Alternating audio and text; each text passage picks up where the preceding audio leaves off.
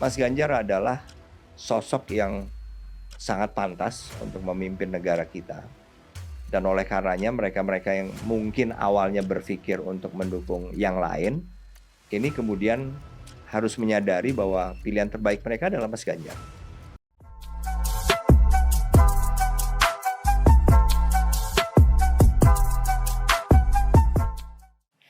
Halo Sobat Ganjar, ketemu lagi bersama saya Anastasia Putri di podcast Suara Ganjar. Seperti biasa kita akan selalu membahas isu-isu terkini dan terhangat seputar calon presiden kita, Ganjar Pranowo. Nah, Sahabat Ganjar, kita tahu pemilu sebentar lagi akan dilaksanakan, tepatnya pada tanggal 14 Februari 2024. Pasangan Ganjar Mahfud harus ekstra kerja keras nih untuk memenangkan Pilpres 2024. Berbagai strategi dan juga amunisi sudah dipersiapkan dengan matang agar bisa menang di medan pertempuran Pilpres 2024. Lalu kira-kira apa saja amunisi yang harus digunakan oleh Ganjar Mahfud untuk bisa menang dalam medan pertempuran Pilpres 2024?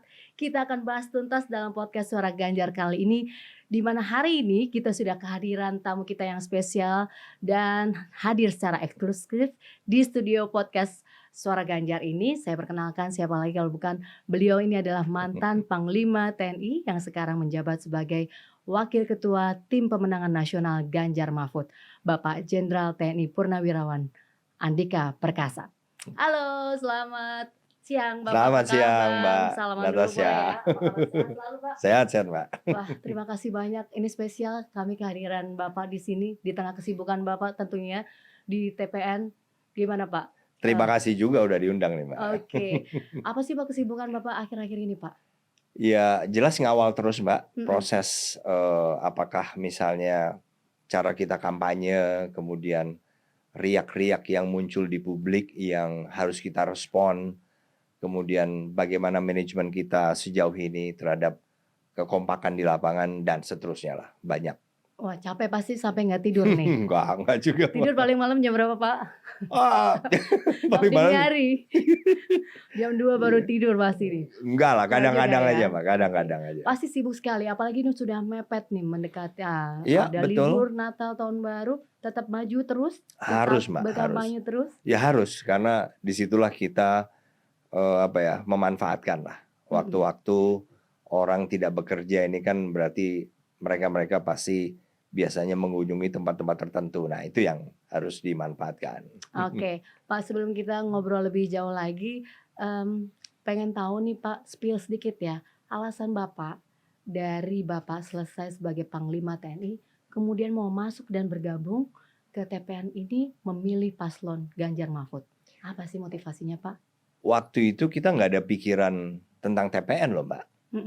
Jadi waktu awal saya menyatakan dukungan, itu kan jauh sebelum Mas Ganjar diresmikan sebagai calon presidennya dari PDIP. Karena apa? Karena bagi saya waktu itu sederhana aja. Saya akan mencoblos pertama kali dalam hidup saya Mbak, Februari tahun depan ini. Dan saya ingin benar-benar memanfaatkan itu. Di mana pilihan saya harus sesuai dengan penilaian dan hati saya. Nah, jadi waktu itu saya sudah juga menyatakan di beberapa tempat bahwa saya akan vote for Mas Ganjar, gitu. Itu nggak ada bayangan saya mau ke TPN atau kemana, nggak ada. Pokoknya saya akan mendukung Mas Ganjar. Nah, gitu. Apa yang melatar belakangi Bapak mau mendukung Mas Ganjar? Sederhana sih Mbak, dan saya yakin justru sebagian masyarakat Indonesia nanti Mbak, 14 Februari tahun depan ini, nyoblos, misalnya memilih Mas Ganjar, itu saya yakin mirip-mirip alasan saya. Hanya soal klik di hati aja. Jadi waktu itu Mbak, waktu itu sebelumnya kan apakah saya kenal Mas Ganjar? Ya kenal. Padahal masyarakat Indonesia secara umum kan mungkin nggak pernah ketemu. Saya sudah pernah ketemu. Tetapi kan nggak pernah ngomong langsung apalagi intens, nggak pernah.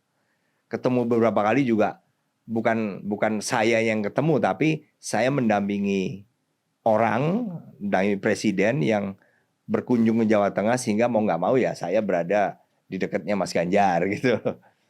Nah jadi ketemu dan ngobrol intens one on one itu baru sekali. Itu pun tentang COVID waktu itu, bukan ngobrol yang bebas itu enggak. Jadi sebetulnya pengenalan saya terhadap Mas Ganjar tidak terlalu dalam.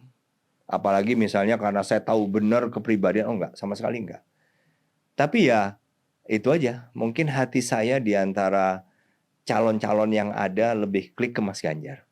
Dan saya yakin masyarakat Indonesia nanti pun Mbak, yang mayoritas pasti ketemu pun belum pernah. Ataupun paling banter mungkin lihat dari kejauhan kalau beliau kampanye. Tapi mungkin yang paling sering ya seperti saya, hanya karena di TV atau sosial media. Tapi itu sudah cukup kok untuk membuat hati saya mendukung Mas Ganjar. Ini menarik nih, dari tadi hanya klik Iya, dengan Mas Ganjar. betul. Menemukan klik ini tentu kan tidak sama antar person to person yang ada di Betul, Indonesia ya betul. Pak Andika. Gimana caranya bisa menemukan klik yang sama sehingga orang bisa vote Mas Ganjar nih, sama seperti Pak Andika? Itu yang saya nggak tahu Mbak. Karena klik ini kan bukan berarti misalnya secara physical appearance atau wajah misalnya paling ganteng. Mungkin tiap orang kan punya subjektivitas Mbak ya. Bagi saya mungkin Mas Ganjar paling ganteng, mungkin bagi Mbak Natasha enggak, atau sebaliknya. Nah, jadi mungkin kombinasi lah kelihatannya ya, yang membuat klik itu ya antara wajah, kepribadian yang terlihat ini kan bagi orang-orang yang nggak kenal, kita kan nggak tahu sifat aslinya, Mbak. Tapi kita hanya melihat eh, gesture atau apa yang ditunjukkan di depan kamera, TV atau sosial media, atau bahkan foto, yang kemudian membuat kita, oh ya, kira-kira isi hatinya begini. Karena ada orang yang dari wajahnya kita bisa sedikit ya meraba. Oh ini hatinya, ini culas nih dari Berarti sudah wajah. ada pantulan aura positif gitu ya? Oh ya kalau menurut saya sangat Iya. sangat positif kalau Mas Ganjar.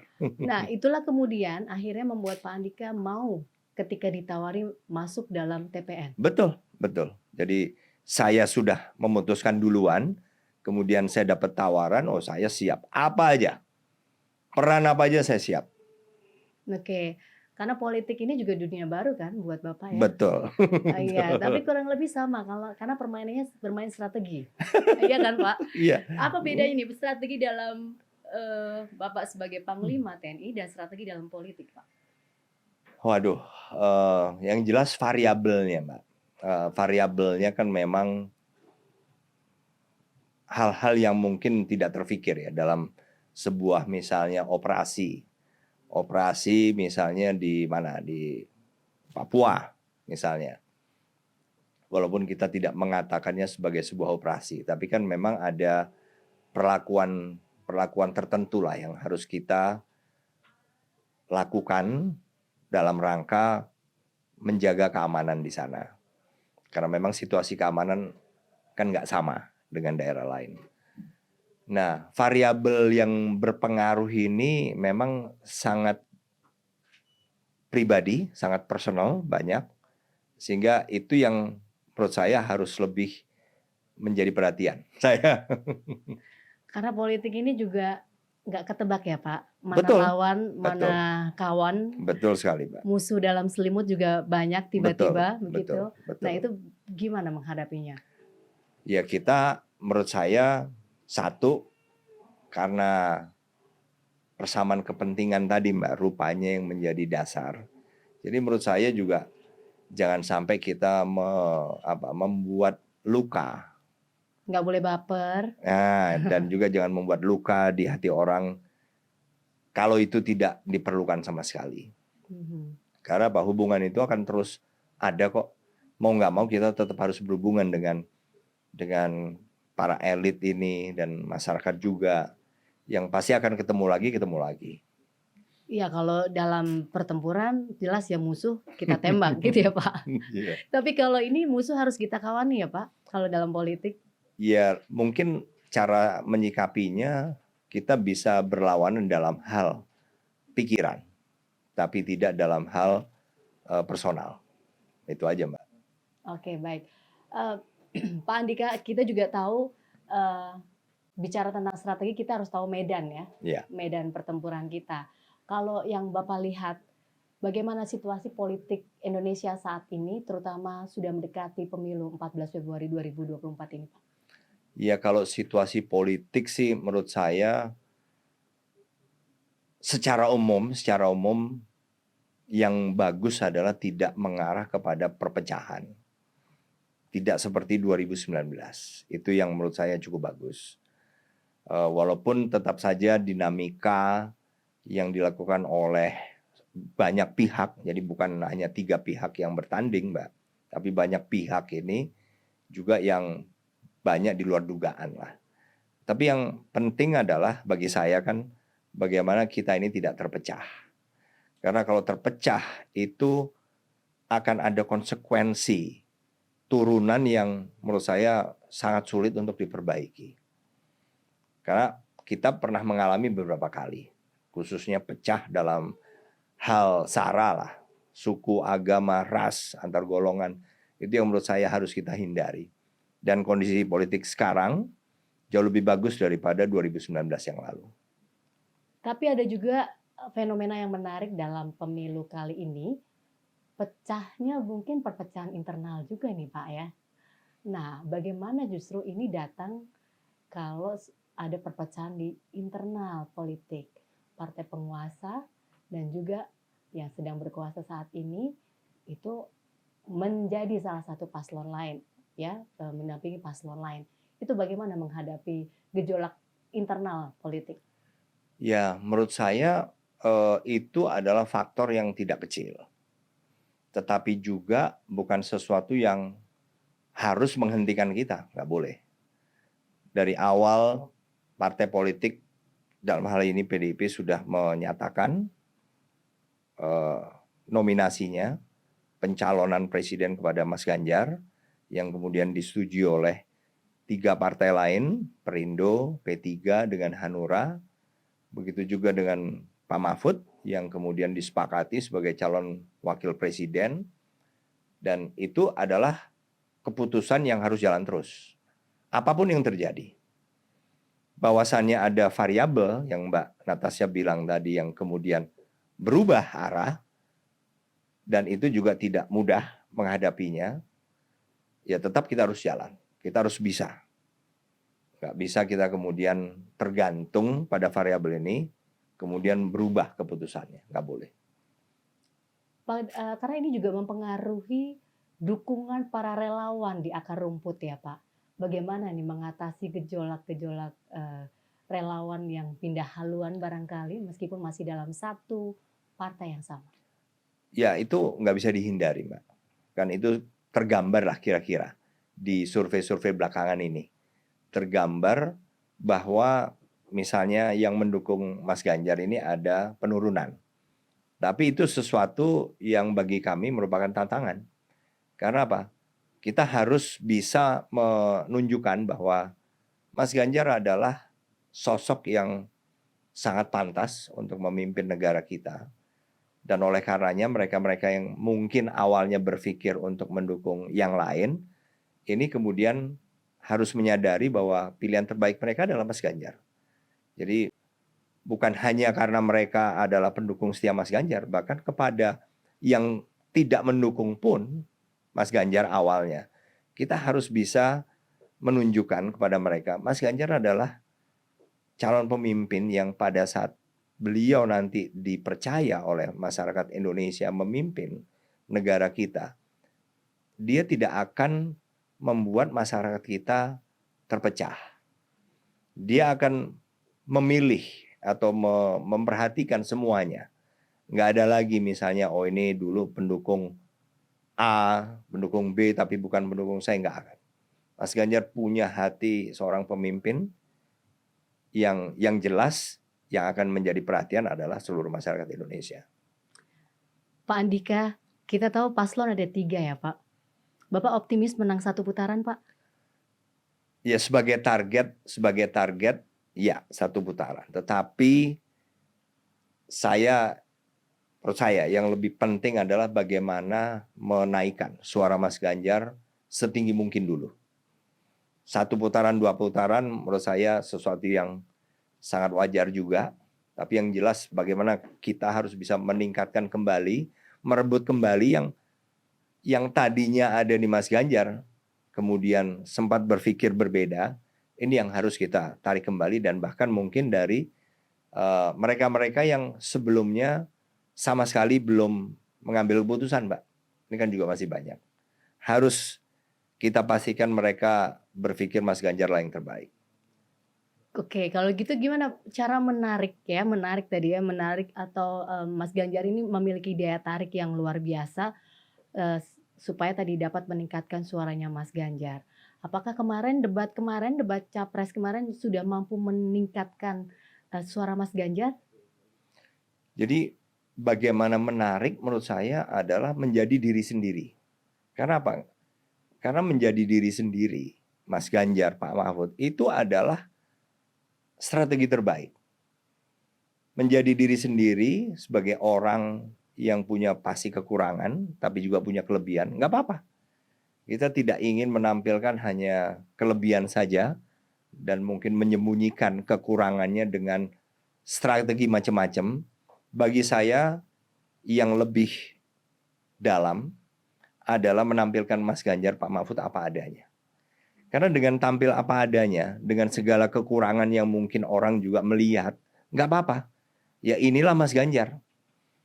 Bahwasannya kalau nanti misalnya beliau pun terpilih, ya beliau itu ya sebegini ini. Nggak ada saat ini itu yang kemudian ditutupi. Hanya untuk menutupi kekurangan yang Mas Ganjar, Pak Mahfud nggak ingin masyarakat Indonesia tahu. Nggak ada. Jadi apa yang masyarakat Indonesia lihat sekarang ini ya itulah Mas Ganjar, Pak Mahfud dengan segala kekurangan dan kelebihannya. Menurut saya itu strategi terbaik. Karena apa? Kalau ada misalnya pasangan calon yang kemudian menutupi ya mungkin kepribadian-kepribadian atau fakta yang nggak bagus lah tentang dirinya. Ini kan soal waktu aja, Mbak. Mungkin bisa saja ada orang yang terkesima, wah ini bagus sekali, sempurna sekali, milih orang ini. Tapi begitu namanya itu dibuat, cepat atau lambat akan terungkap, Mbak. Akan terungkap. Jadi menurut saya, kembali lagi tadi pertanyaan Mbak Natasha, Mas Ganjar, Pak Mahfud, sejauh ini sudah menampilkan dirinya sendiri tanpa ada yang dikasih make up, ditutupi. Ya begitulah beliau. Dan kalaupun beliau terpilih nanti ya nggak akan ada lagi misalnya fakta tentang diri mereka yang kemudian baru diketahui, nggak ada. Itulah mereka menurut saya. Nah, yang menjadi PR juga nih Pak Andika, kita juga ingin menarik suara milenial atau Gen Z.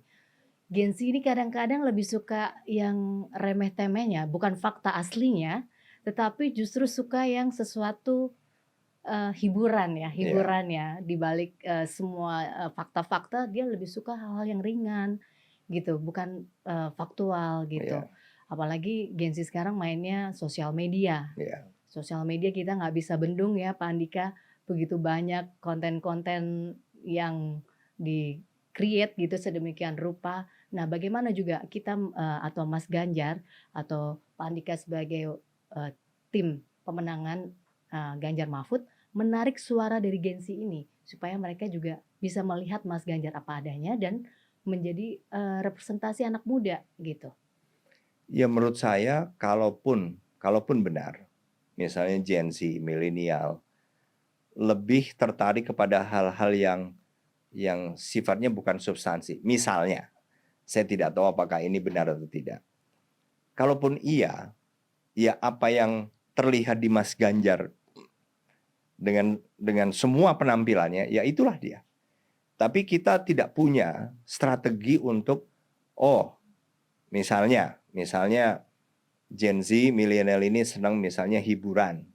Sehingga kita harus ciptakan image Mas Ganjar, Pak Mahfud ini juga orang yang misalnya sangat identik dengan hiburan. Apakah apanya dari segi hiburan ya? Enggak lah.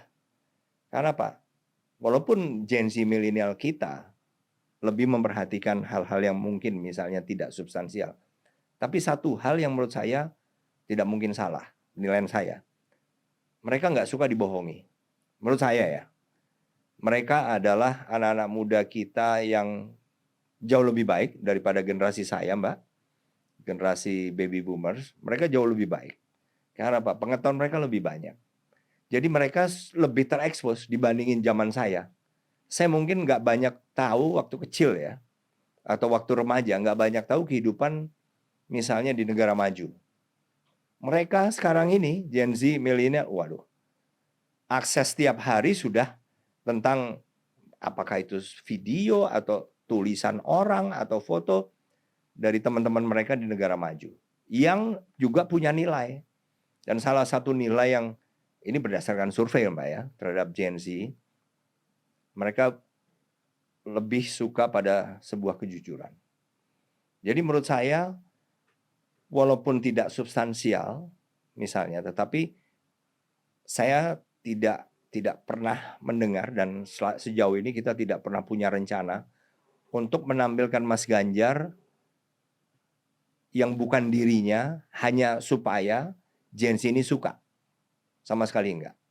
Jadi intinya kita ingin Gen Z melihat Mas Ganjar Pak Mahfud apa adanya. Kalaupun di situ kurang banyak tentang misalnya faktor hiburannya ya so be it. Biarkan saja. Yang jelas Mas Ganjar nggak akan palsu kok. Karena kehidupan dari dulu sampai sekarang ya begini. Kalaupun beliau terpilih ya begini. Jangan sampai nanti malah karena kita memoles dengan sebuah strategi supaya tertarik, nanti begitu jadi beneran polesannya hilang, keluar aslinya, kecewa. Dan itu yang kita nggak ingin. Ya. Belakangan saya juga sempat lihat anak Mas Ganjar, Alam, juga jadi salah satu yang digandrungi nih oleh anak-anak milenial dan Gen Z. Apakah ini juga bagian dari strategi juga? Sebetulnya bukan strategi, justru karena permintaan, Mbak. Justru banyak permintaan dari bawah yang ingin melihat Mbak Atikohnya, Mas Alamnya. Jadi kenapa enggak?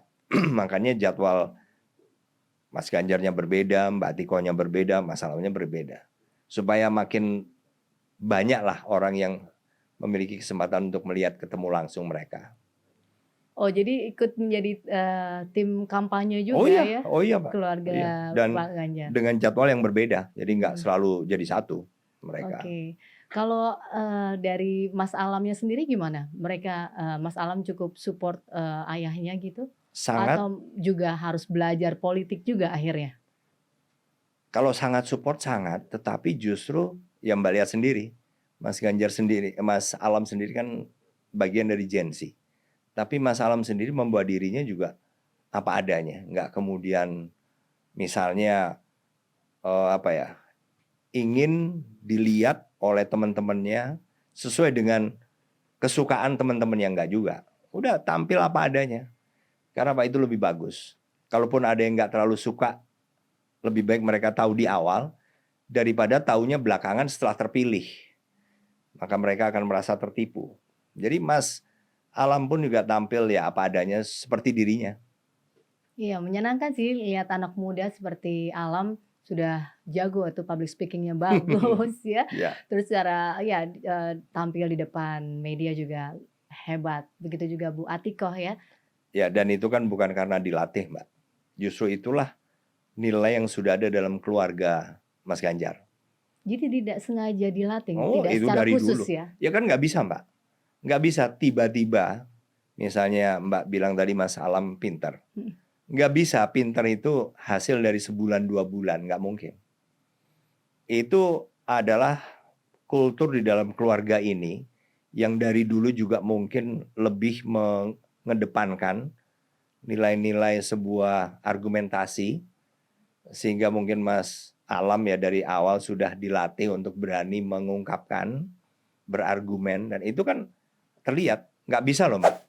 Kalau Iya. ada yang mencoba, misalnya kondisinya tadinya gimana, kemudian berusaha untuk menampilkan bahwa dirinya pinter, susah, nggak bisa. Cepat atau lambat orang akan tahu, menurut saya.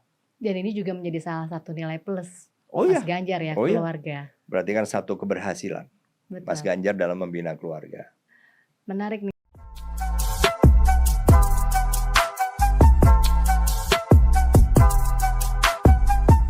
Kita harus membuatnya lebih cepat, itu aja.